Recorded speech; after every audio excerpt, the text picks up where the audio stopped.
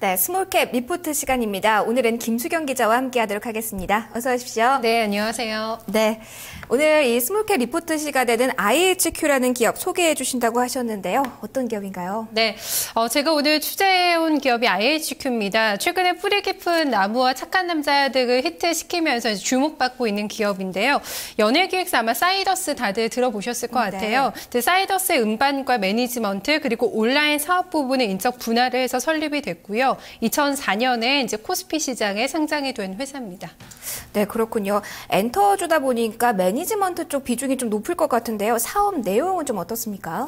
네, IHQ는 현재 연예인 매니지먼트 사업과 또 드라마 같은 방송 프로그램 제작 사업을 영위를 하고 있는 종합 엔터테인먼트 업체입니다. 말씀해 주신 대로 역시나 매니지먼트 쪽에서 비중이 가장 좀 많이 매출 비중이 나오고 있는데요. 작년 기준으로 했을 때 45%가 매니지먼트 쪽에서 이제 매출이 발생이 됐고요.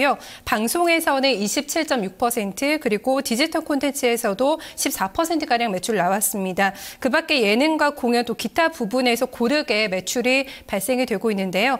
매니지먼트가 이제 가수가 아니라 근데 연기자를 중심으로 하고 있다는 게 바로 IHQ 기업의 특징이라고 할 수가 있겠습니다. 일반적으로 뭐 엔터주라고 하면 잘 알고 계시는 YG 엔터테인먼트나 SM 같은 경우는 이제 가수 중심으로 하고 있는 매니지먼트사라고 보시면 되겠고요.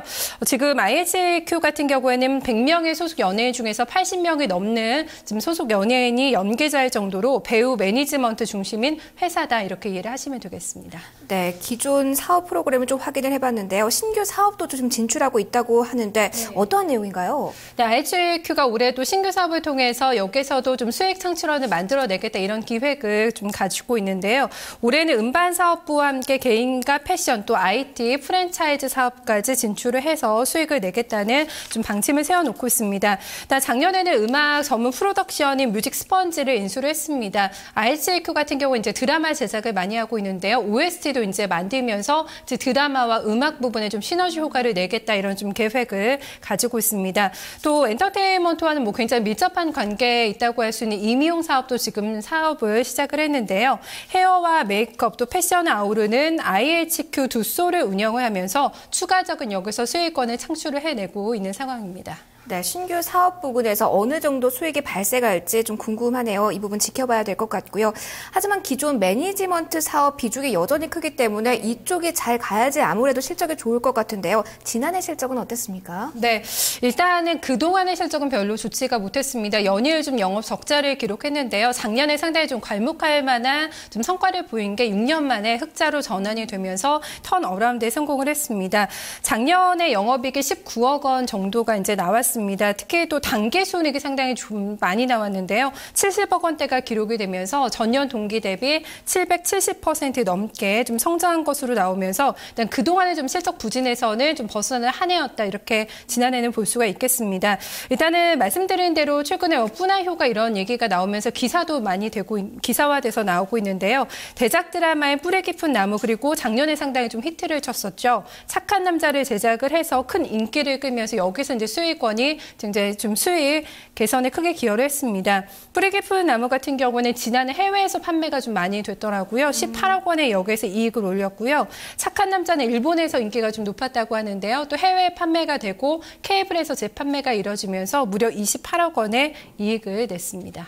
네, 지난해가 상당히 의미가 깊었네요. 지난해 실적이 좀 좋았다고 하니까 올해 역시 좀 기대가 되는데요. 올해 추정치는 어떻게 나오고 있습니까? 네, 사실 지난 3분기 SM에서도 실적과 관련해서 좀 추정치 대비 상당히 낮게 나오면서 엔터주 실적에 대한 우려가 커지고 있는 상황인데요. 솔직히 엔터주의 실적을 정확하게 예측하는 거 쉬운 건 아닙니다. 하지만 회사 측에서는 올해 그냥 계속해서 영업 흑자 기조를 유지하겠다는 방침을 밝히고 있고요. 지금 보수적으로 산정한 회사의 좀 가이던스를 참고해 본다면 작년 대비해서 영업이익 10% 정도 늘 것으로 추산이 되고 있습니다.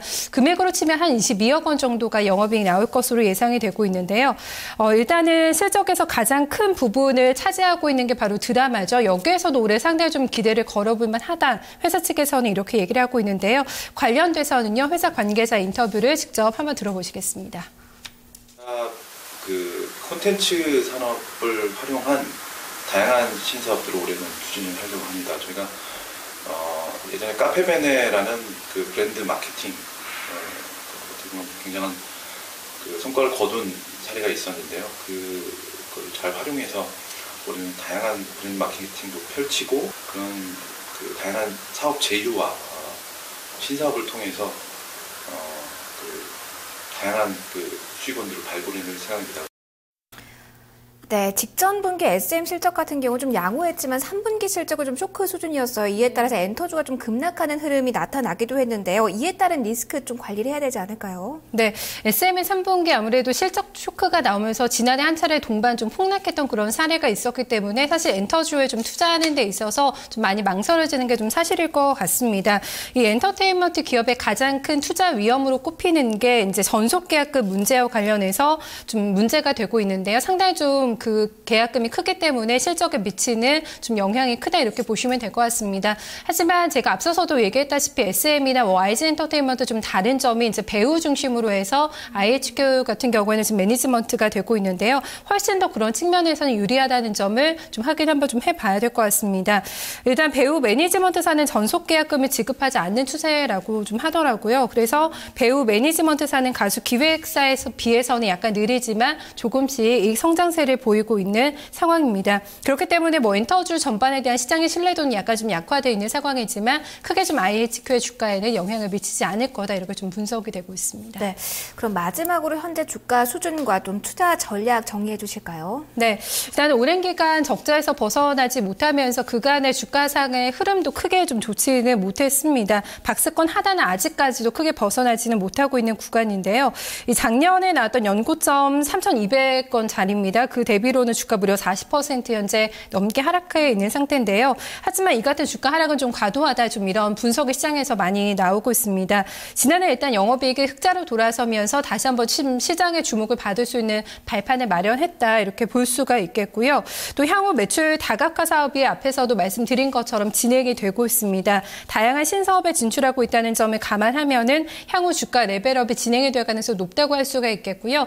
뿌리 깊은 나무나 착한 남자처럼 올해도 이런 드라마에서 좀 히트작이 나온다면은 상당 부분 주가 좀 상승할 가능성이 있다고 볼 수가 있겠습니다. 그렇기 때문에 조금 더 길게 좀 중장기적인 투자 관점에서 보신다면 분할 매수 접근하는 것이 좀 바람직할 것으로 판단되고 있습니다. 네, 엔터주 가운데 IHQ 소개해 주셨네요. 오늘 말씀 감사합니다. 맞습니다. 네, 스몰캡 리포트는 뉴스토마토 홈페이지에서 다시 한번 확인을 하실 수 있습니다. 자, 현재 시장 상황을 좀 보도록 할게요. 코스피 지수 2020선을 위협받고 있는 모습입니다. 1시간 전보다 하락폭 조금 더 늘리면서 0.34%의 하락률이고요. 코스닥 쪽에서는 상승률 유지가 됩니다. 538선에서의 흐름 진행되고 있네요. 자, 남은 장도 전략 잘 세우셔서 대응 잘 하시고요. 저는 여기서 물러나겠습니다. 시청해주신 여러분 고맙습니다.